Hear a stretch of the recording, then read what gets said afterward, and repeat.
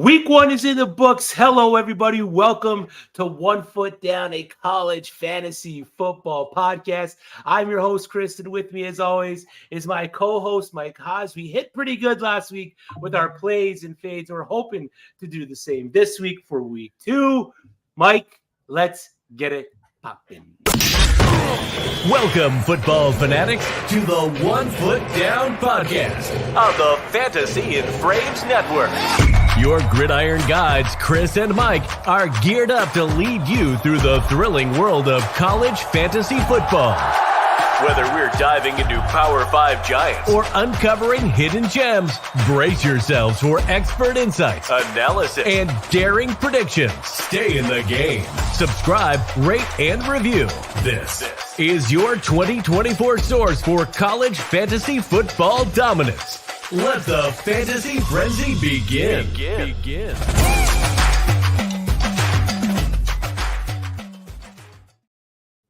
Woo, what a wild week one it was, Mike. We are watching FSU right now play Boston College, watching DJU miss wide receivers that are wide open in the end zone for touchdowns.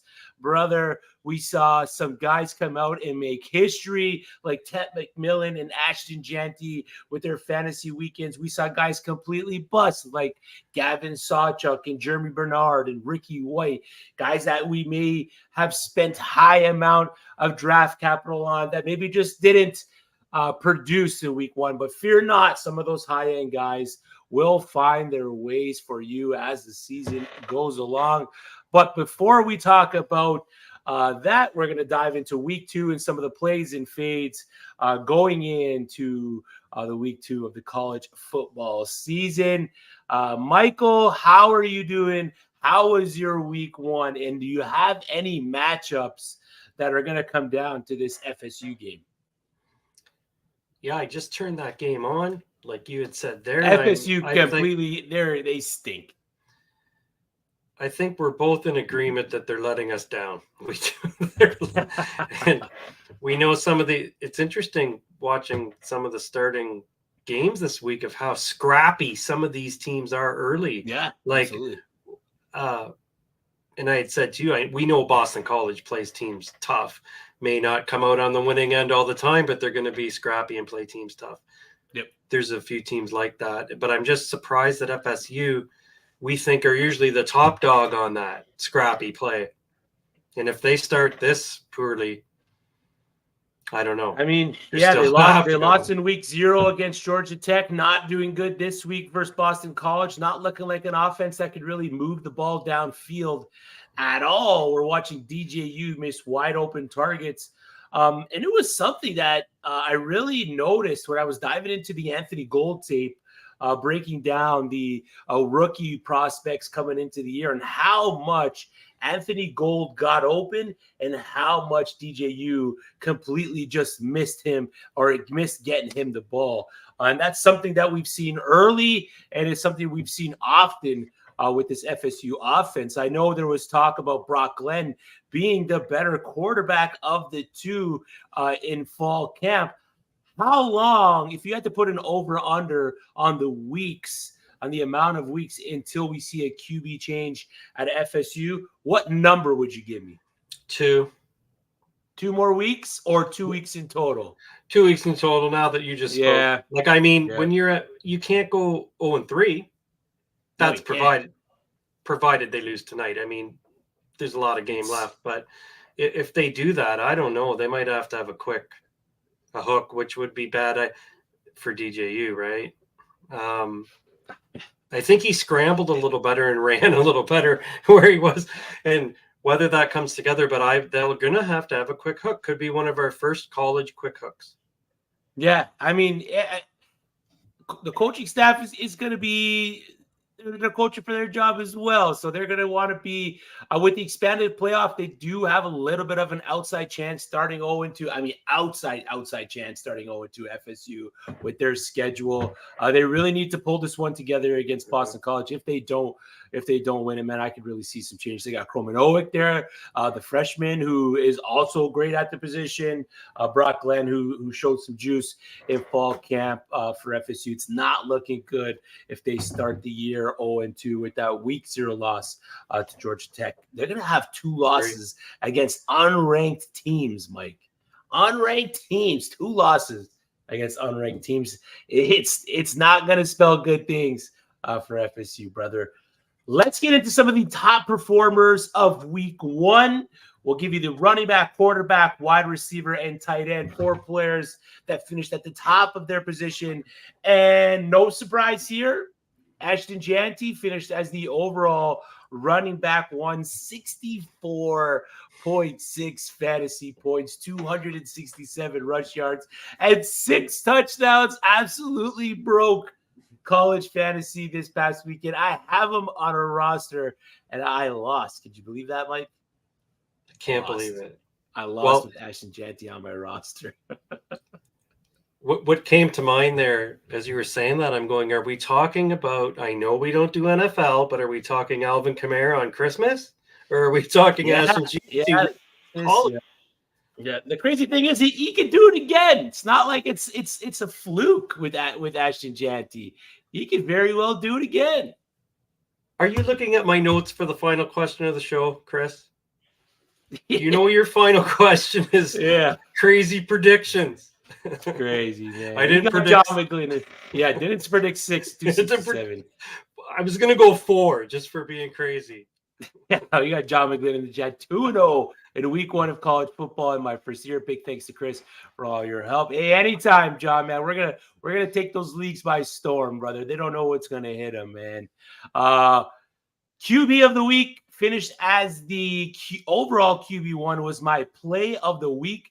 Last episode where we talked about our week 1 plays and fades, that was Devon Dampier, 47.4 fantasy points, 260 pass yards, 3 TDs, 130 rush yards, and 2 rushing TDs. The guy came out hot. He's one of those players that you're going to be able to plug and play on a weekly basis as it goes down. I dropped my waiver article for week 2 on fantasyandframes.com, so make sure you go check that out. And I broke down why Dampier is a must grab for your weekly waiver ads this week, because he's going to be a plug and play guy going forward. Mike, do you own a lot of Dampier? A couple shares late. I picked him when we were in some of those same drafts. So the not to get into logistics of our favorite league, we're doing the Legacy League, but then I started scooping and I thought on a couple players we'll talk tonight. He's one, but never what I thought. Yeah, right away. Big day. It's one of the shocking things that we'll talk about as the show goes on of how successful some of the youth in college did week 1. I think it's the biggest story, but that's a little highlight as we'll talk as the show goes on.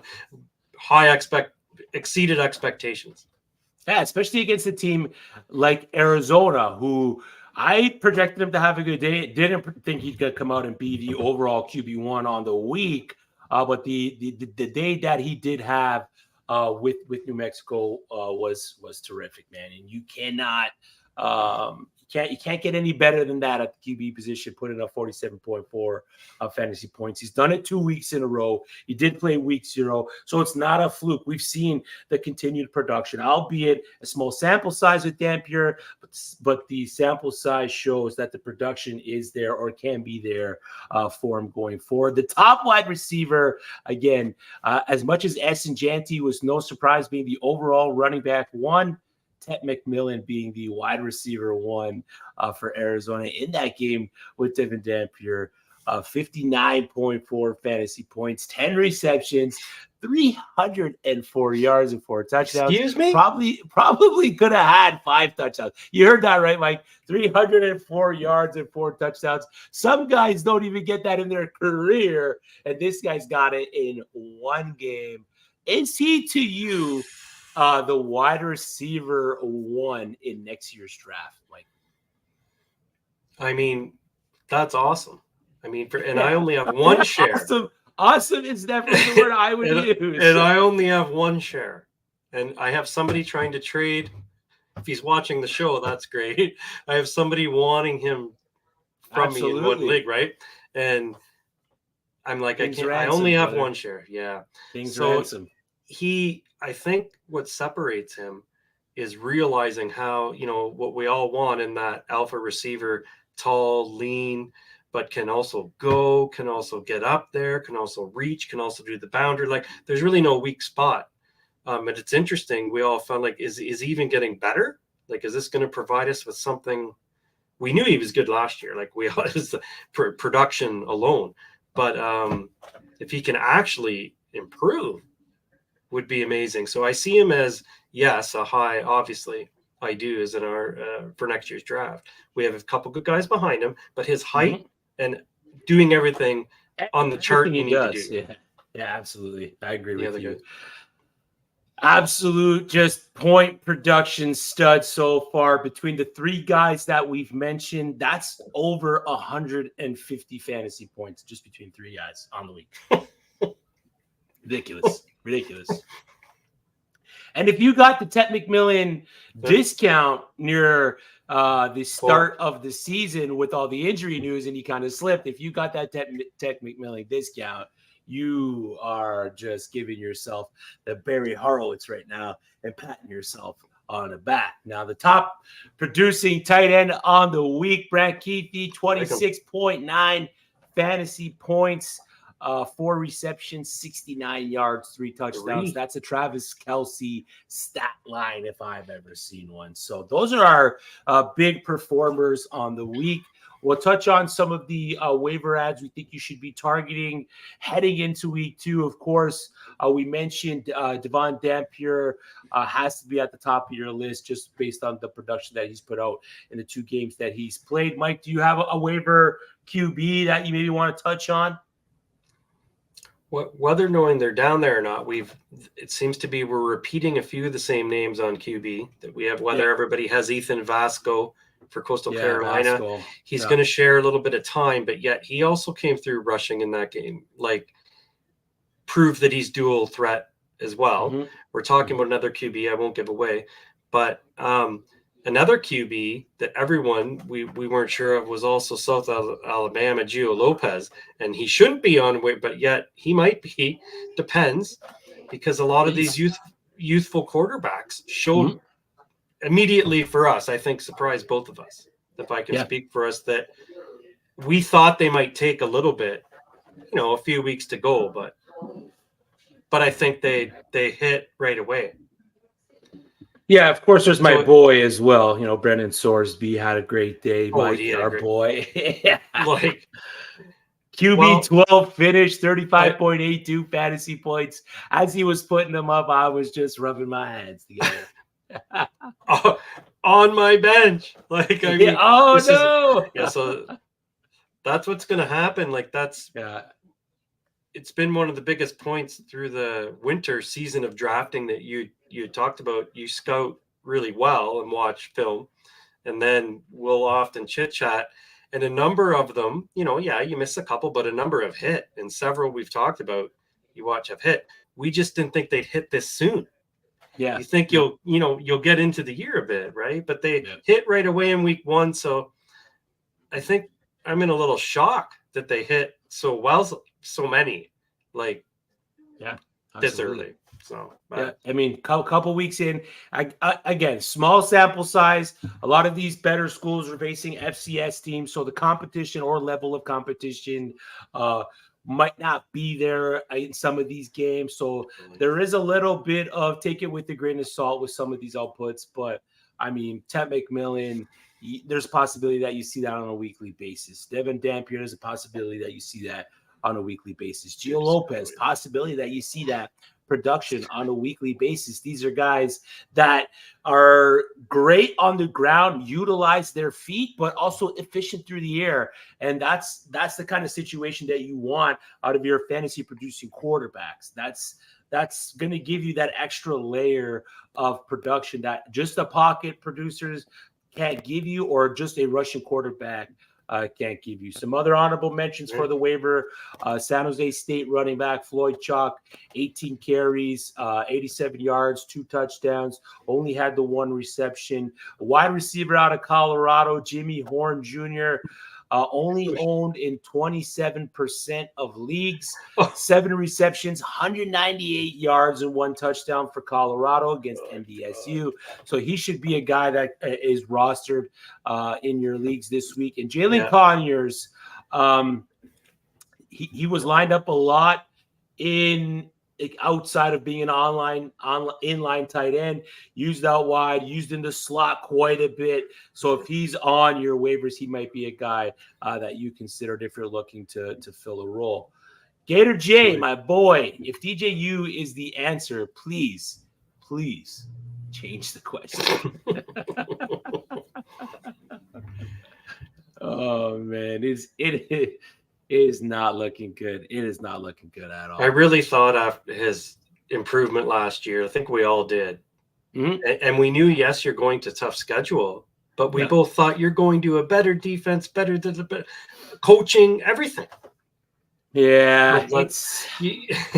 You're going to a better spot where you should be. Yeah. We thought this would be the growth, right? When he did well. And I don't know. I think it. Yeah. Can't do it. Can't win with him. Short leash. Coach him. All right, let's get into our matchup of the week. This is a doozy. It's got a lot of fantasy production hope across the rosters. That's the Tennessee Vols against the NC State Wolfpack. 2 teams that were in the 40s in total pass attempts. Both Nico and McCall had a healthy amount of deep shots. McCall with 6 and Nico with 4. If you want to look at the fantasy impactful players across the board on Tennessee, you got Nico Yamaleva, the quarterback, possibly the QB1 in his class for C2C players. Dylan Sampson, who had a 3-touchdown day for Tennessee this past weekend, is a must start. And then Dante Thornton, a 2-touchdown deep ball threat, going to be one of the wide receivers that you want out of this room. You can also pivot to Chris Brazzell, who walked out being the most targeted wide receiver in the room. And then the other side of the ball, NC State, Grayson McCall, the quarterback. Again, a quarterback that's going to throw it a ton. Kevin Concepcion, 14 targets, 3 touchdowns. Again, they were using this guy in the backfield, utilizing him all across the field. Kevin Concepcion is a must-start week in, week out. Justin Jolie, the tight end, was the 2nd most targeted player on the team.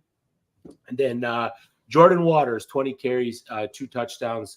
Kind of disappointing first half, but really came on in the second half. Mike, are you looking forward to this game, or is there another game that you think we could see produce quite a bit of fantasy points? No, as listening, I really like NC State. Wow. Like there's an underrated, like you're listening to those players. As we've talked before, we always know that's another one of those tough teams that kind of have a pedigree to play. Yeah, we thought Clemson would do it. We won't go hard on Clemson there. Georgia beat them up pretty good, but that kind of play an all-around hard pedigree, whether you're on offense, defense, everybody plays hard. Everyone tackles hard. The whole team has that mentality. Yeah. And they do too. And you talk a lot of dogs that you just named on that squad. So it's going to be a great game. It's going to be a great game. Yeah. And what came to mind there after McMillan, when we talk about all the receivers, we know this Concepcion is just like baller. I think the sky's the limit for a player like that as a baller that everybody I think in the NFL will be drooling over. Obviously, somebody absolutely like that. But I see that in Tennessee too. I mean, nice lineup. A little bit different though. So we'll see in that game.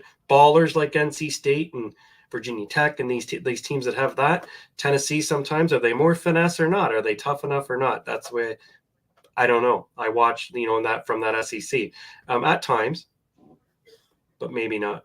I would divert that to you, but But good game. Yeah, I think that's a good pick, what you wrote up. Yeah, on that. quite possibly 4 to 6 players in this game that could end up being highly valuable fantasy assets in week 2 out of the names that we just talked about. So that's our highlighted matchup. Last week we had LSU versus USC as our highlighted matchup. The Bayou versus the Beach produced some fantasy points. We saw Kyron Lacey have a decent game. Garrett Nussmeier, Miller Moss both showed out. A lot of potential for those two for fantasy points throughout the year. And then Zachariah Branch and Woody Marks. Woody Marks is a guy for that USC running game that you're gonna want on your roster. He had 2 touchdowns as well. So, Mike, let's get into why we're here. The plays and fades heading into week 2, starting with the quarterbacks. Mike, who is the quarterback play? You convinced me. You convinced me of this player as we walked through drafts. We know we always share information. I always listen intently. You questioned me during the rankings episode. You're like, oh, you got John Mateer up there, all these young guys. And then Mateer and Hoover. Hey, I questioned your Shedeur Sanders. And look at Shedeur this. What is this right now? What are the top 5? I love to see it, man. What am I dodging? Eggs. Dodging eggs all over my face on that.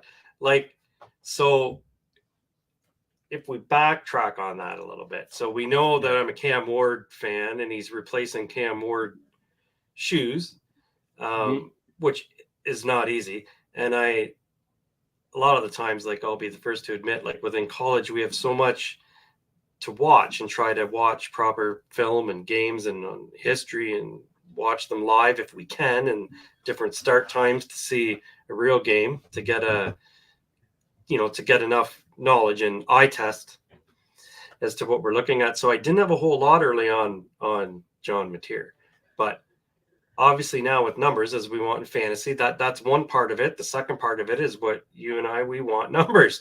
As we want to win our fantasy league, just like anywhere else, we want to see numbers.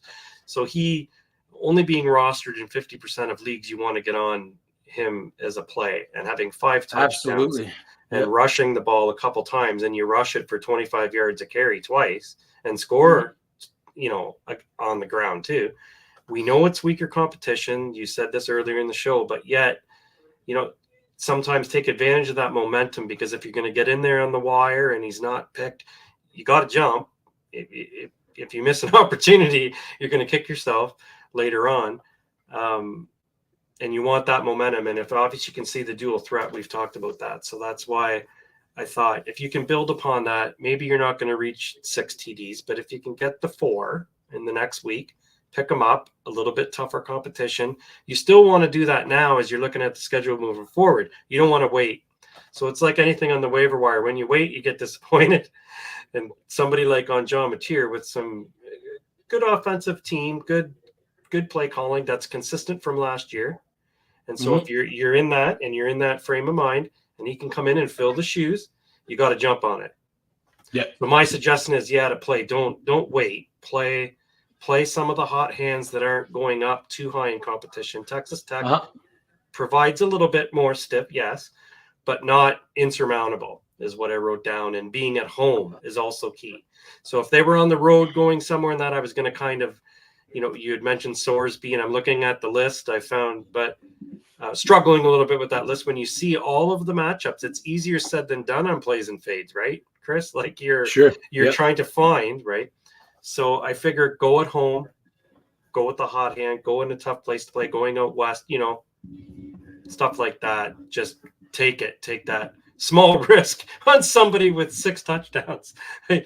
But there's some truth to what I said there. It is still a little bit of risk playing a tougher competition, but I mean, but is it a tougher competition though, Mike? Because if you look at what Texas Tech did this past weekend against the Abilene Christian Wildcats, their quarterback threw for 502 yards and 3 touchdowns. So I don't know if it is a stronger matchup when you really look at what Texas Tech is defensively. And that is a plus.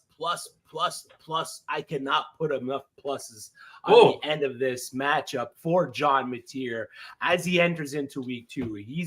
His schedule is so lucrative. He's got Texas Tech, Washington, and San Jose State in his next 3 games. 3 games where John Mateer can put up a fight to be the viable QB1, overall QB1 fantasy point producer on a weekly basis for college fantasy. And the fact that guy is on waivers right now in more than 50% of leagues or 50% of leagues is wild to me. You got to go out there and pick up John Mateer. I mean, it's just the fact that he's going to be able to be on your roster. I mean, go put as much money as you're comfortable with to pick up John Mateer. Yeah. Jerry Bagshaw, I think Florida State will win this game, but there's no way they cover. Absolutely no way they covering right now, man. Absolutely no way they're covering. Okay, so the play is John Mateer. Solid play. The fade is Byron Brown, my boy Byron Brown. In week 2, plays Alabama. He finished as QB 72 in a plus matchup versus Bethune-Cookman, which is not something you want to see out of a player who's already had the preseason fade because of his schedule. And that was one of the matchups you were hoping that he really took advantage of. He did have the rushing touchdown, the 80 rushing yards. That's all great and all.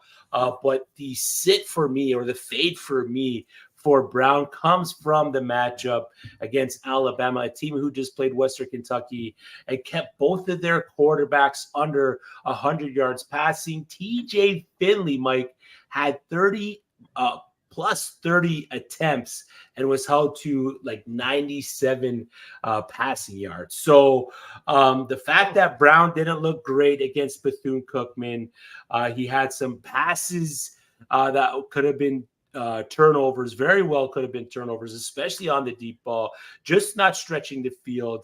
I'm not looking forward to starting Byron Brown this week, at least against Alabama. His last 5 weeks is where you really want to plug in Byron Brown. So if someone in your league is maybe selling him on these first 2 to 3 weeks of his production, go in and throw a cheap little offer on him. Maybe you can scoop him up, stash him on your bench for those last few weeks and ride into a championship, because the first part of Byron Brown's schedule, at least we thought instead of this Bethune-Cookman game, was going to be lucrative. That's why Byron, for me, at least week 2 with the matchup against Alabama, is a fade, Mike. Yeah, Bama. Fade for you? So yeah, when you're playing Bama, like what we found is you're talking, like looking through every game, what has amazed me, and we know maybe beyond the first few weeks when we examine the whole schedule, we'll find different matchups, but we do know some of it starts off heavy on favorites versus underdogs, and it can be a little tricky. So when we're looking at these matchups, you're like, there's all these games, but I'm trying to find matchups of QB, defense, wide receiver, coverage, and you're like, wow, this isn't as easy as it looks early on with those type of matchups.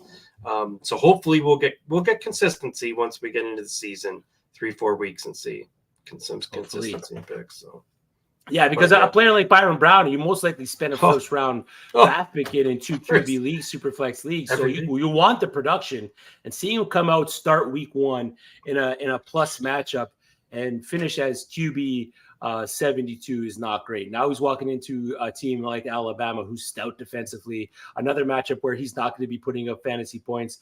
Whether he can rush the ball 7 to 8 times, maybe get 60 to 80 yards and a rushing touchdown, his passing volume is just not going to be enough against a team like Alabama. That's going to be it's not going to be enough of a crutch for him to start this week. So Byron Brown is definite fade for me heading into week 2. For the running backs, Michael, the play, Justin Marshall, Colorado State running back, walked out of week 1 against Texas, in Texas, being the focal point for the Rams offense. Of the team's 32 rush attempts, Marshall was responsible for a staggering 78% of the team's total carries. We didn't get a touchdown, but Colorado State didn't find pay dirt once. They didn't score on the ground. They didn't score through the air. They just didn't put up any points. It was 52-0. Texas just absolutely dog-walked Colorado State. He had 100 yards, though, on 20-plus carries, and there wasn't that big run where it propped up his rushing totals. So he didn't have that, 60-yard run where it was run rush for 60 yards, and then he had 22 rushes for 40 yards, which completely skews his rushing totals. No, he was consistent. He was able to push the ball downfield. This week he draws the North Colorado Bears, an FCS team that Colorado State should beat up on without issue in their week 1 matchup against Incarnate Word. The Bears allowed a healthy 7 yards per attempt against IWC's top rusher, while he also found the end zone twice. The matchup, the game script, it's all there for Justin Marshall to be a top performer in week 2. Mike, you got any Justin Marshall? Are you looking forward to starting any pieces of this Colorado State offense? Torrey Horton, who was my wide receiver 1 for college fantasy heading in, didn't really have that great of a week, but it was Texas. Yeah, you would think, you would have thought there'd be some points. So if you're looking back at that score, you said it was it 52 or 56? Nothing. It's 52 or 56 to nothing. It was a 50 burger. So what you're hoping in games like this, as you're talking in fantasy, you would think, can they get 21, 24? Can they get something? There might be to get some of that. Like Horton should be in there for a TD and 100 yards, and you still lose 52-24, which will typically, as the year goes on in college, happen so that you're not left with goose eggs on your team. But as you said that, Justin Marshall, I did happen to draft him in a few leagues, and you got him pretty late, like you down the list as you're going. So I had him filled in, and of course on the bench, right? Like I didn't start him.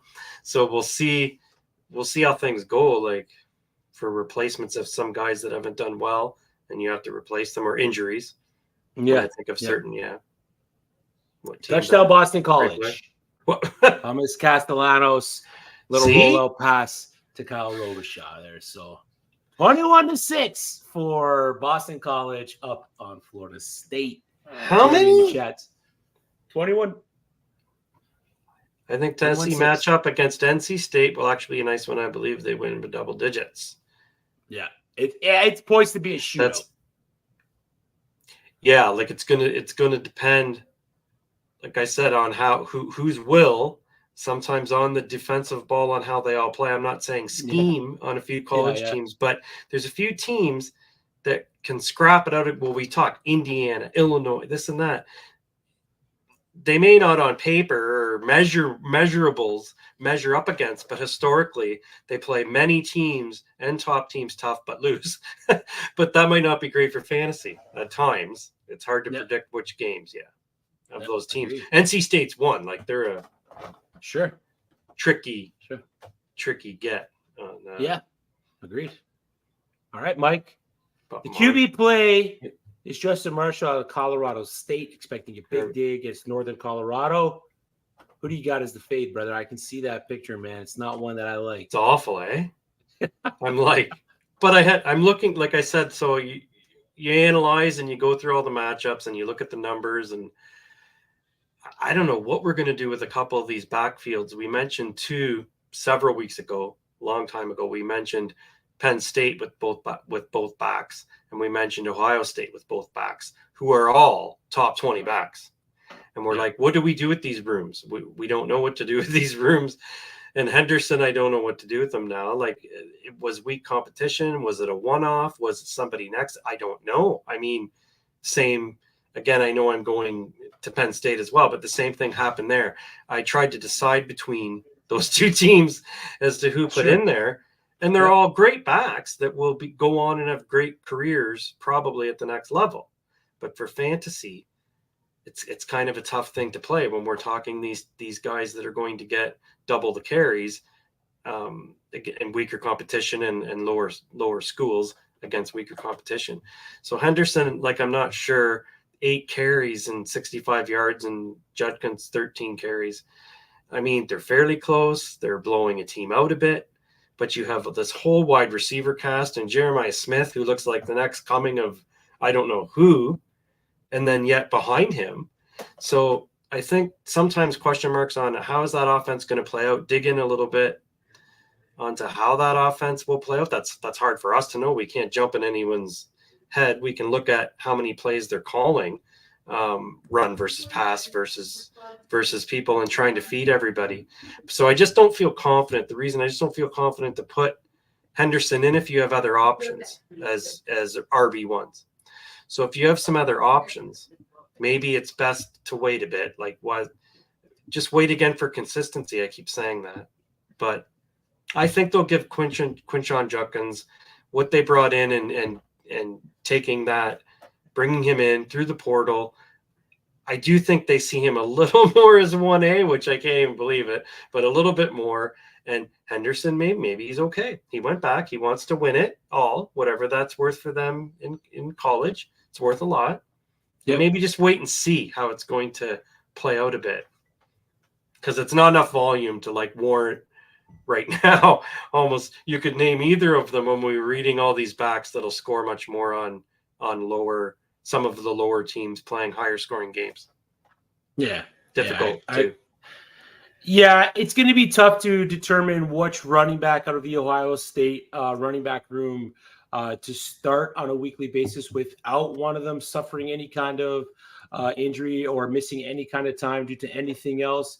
James Peoples, the true freshman, got a touchdown as well, so he was involved in that part of the game. So for me, it's just like you said, like which one do you choose? Quinshon Judkins got more of the carries, but TreVeyon Henderson got more of the targets, albeit it was one target more that he did see. But is there enough of a role for TreVeyon Henderson to be a weekly starter for you in this OSU backfield?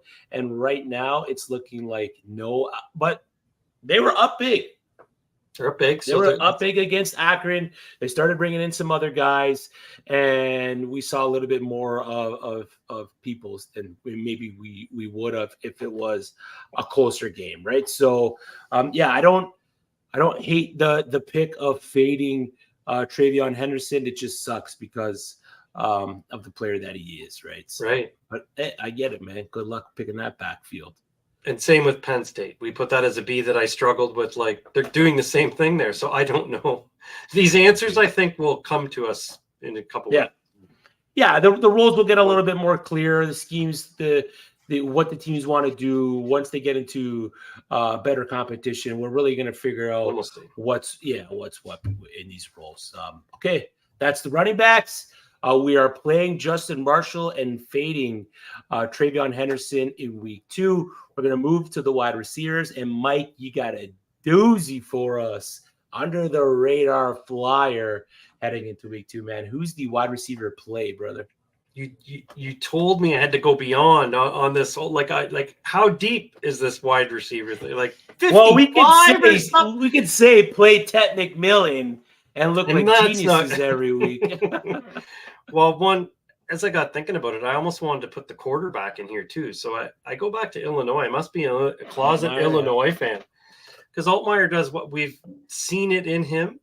The pedigree, the type of quarterback, competitive, can lead. Like, there's a lot of guys like that, but they weren't getting results on a weekly basis through the past. But he's steadily growing, and some of them take those few years, right? But Isaiah Williams left Illinois and shared a little bit. So I put in Pat Bryant, who has been there and done well. Like, there's nothing wrong. He's a senior, good wide receiver in his own right. So why I put him in here was because if he's going to be kind of a new go-to and security blanket, you're going to want that. So the notes I wrote on it, like, you want that security blanket if he's going to get more targets and red zone targets. He got a couple touchdowns, key plays, 28-yarder, you just want to take advantage if you're going to see somebody develop the chemistry, which they have familiarity with, and he's a senior. You can get him at a bargain rate if he's not gone in your league. I definitely would think he's still going to continue to get the red zone and some TD targets.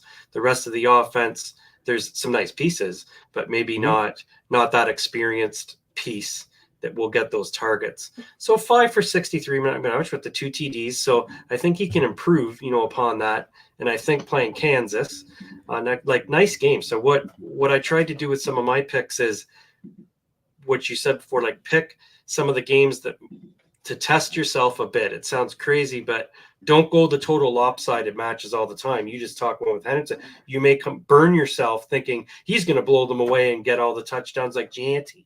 Well, that's not always going to happen. You have to try if we all had that crystal ball. So I try to pick some of the matchups that might not be too aggressive on the other side of the ball with momentum and jump on them a little bit with nice matchups. You think there'll be points by both teams, which we thought. Yeah, I like the call. I like the pick. Yep. Altmaier had a great day as well.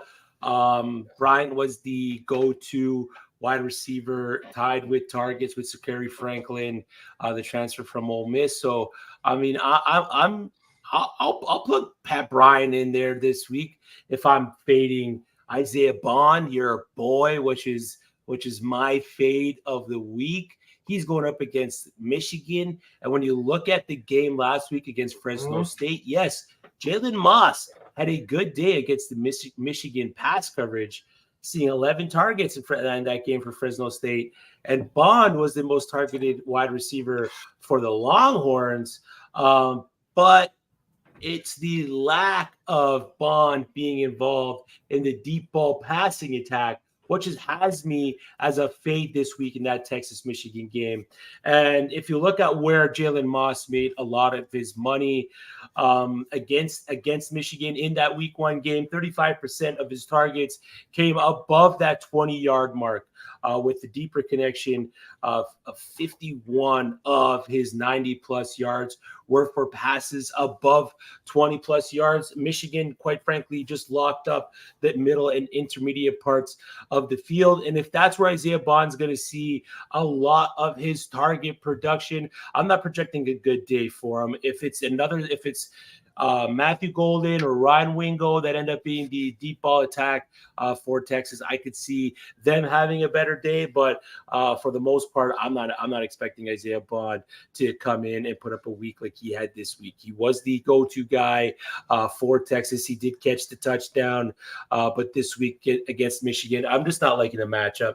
44.5 is the opening odds for over/under score total, which is decent. But when at college football, when you look at what some of these scores were this past weekend and what the potential could be for points, it's not great. So Isaiah Bond for me, and I know that hurts your heart, Mike, a little bit, but Isaiah Bond for me is a fade this week, brother. Yeah, well, and interesting. We won't get into my next fade is some of these offenses that were so deep. It is going to be problematic. Like we had a number of people lay up eggs. Like we could think Evan Stewart. Where was Evan Stewart? Like Oregon, or where was we can start naming. Considering how close that game was, you would figure he would be much more part of that offensive attack, but he just disappeared, man. Ricky White disappeared. God, like these guys, albeit UNLV's not this huge program, but as a fantasy asset, we drafted Ricky White pretty high. And I know last year he kind of started slow. He came in a little late. I think he came in like week 3 is when he really started producing. So, but Matt Sluka looked good. The offense looked good. Ricky White. Yeah, so I agree with the fade. Sometimes maybe shit. Yeah, on some of these teams with such deep offense, we just won't know. So maybe it is better as we rethink, not better, but somewhat when you have so many options, and we can think of this to pick from. A few of these teams stack themselves up so deep at many positions. We talked, well, it is pretty difficult to formulate your roster when you want them to be your bell cow at every position. Yeah, but there isn't one. They're all 1As. So Texas has 1A, A, and A. maybe 4. Yeah, and then the matchup against Michigan is really going to tell us who their wide receiver 1 is, because it's not going to be a 56-0 blowout. So they're not going to be pulling these guys early. We're going to see who's going to be the guy that they're going to go to in certain situations, who's going to be the jump ball guy if they need points and they want to, or if they need points and they're down a little bit and they want to try to, close that gap of a lead if Michigan's up by a little bit. But Michigan's offense didn't look that great either. Michigan's not going to come out and score. I mean, they did pretty good against Fresno State, but they're not going to come out and throw a 50-burger on a team like Texas did. I mean, they could. I just don't see it happening.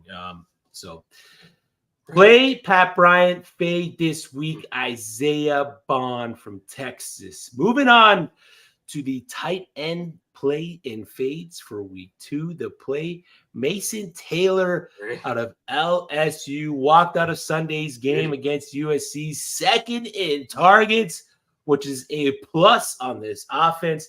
If this is what the offense is going to be, you want every bit of Mason Taylor that you can get. 55% of the team's total pass attempts came within the sticks. And if you break down the pass attack within LSU, it was Mason Taylor that was the most targeted in that area of the field. All positives, all good signs for potential fantasy points this week. They got Nicholls State, which should be a blowout in LSU's favor. I'm expecting big things for Mason Taylor in this offense if this is the way that they're going to roll, Mike.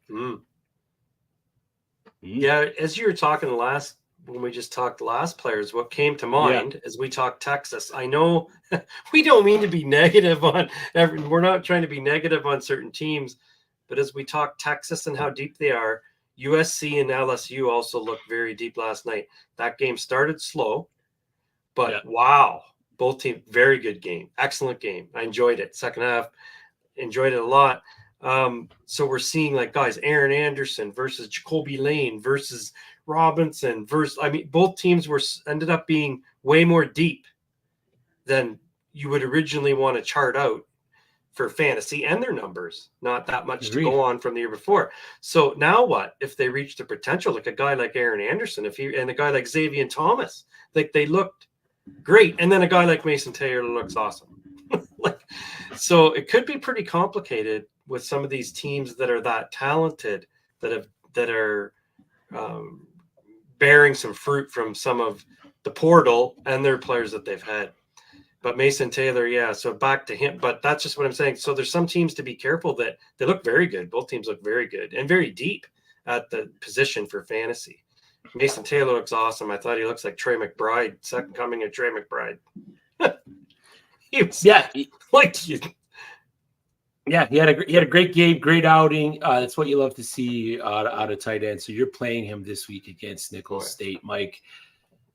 I had Isaiah Bond, your boy, as my fade, and I guess to pay me back, you got Amari Niblack, man.